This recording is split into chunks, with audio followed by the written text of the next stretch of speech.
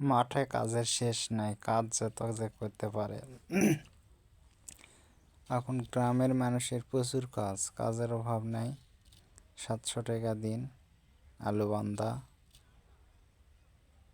কেউ যদি আলু বান্দার ইচ্ছা থাকে তাহলে গ্রামে চলে আসেন, 700 টাকা দিন পাবেন, 2 বার খাওয়া পাবেন।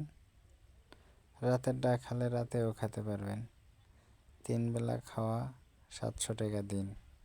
আলু বান্দা কাজ, আলুর কাজ। আর কৃষকের তো এক পাট মানুষ নিলে 700। সব জিনিসের দাম বেশি। কৃষক আসলে কি করবে বলতে পারতেছি না। কৃষকের অনেক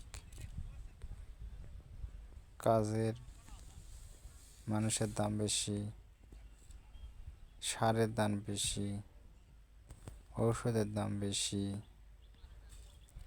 বীজ যেটা বুনিছে তার দাম বেশি। তাহলে কৃষক বাঁচা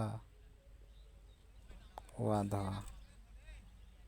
আলুর দাম যদি ভালো থাকে আর আলু সবার যদি বেঁচে থাকে, গাছটা বেঁচে থাকলে সবাই কিছু হবে। আর যদি কোনো আল্লাহ পাখি গজব আসে, সবার গুলা শেষ। জানি না কে কতটা আলু ভালো করতে পারবে।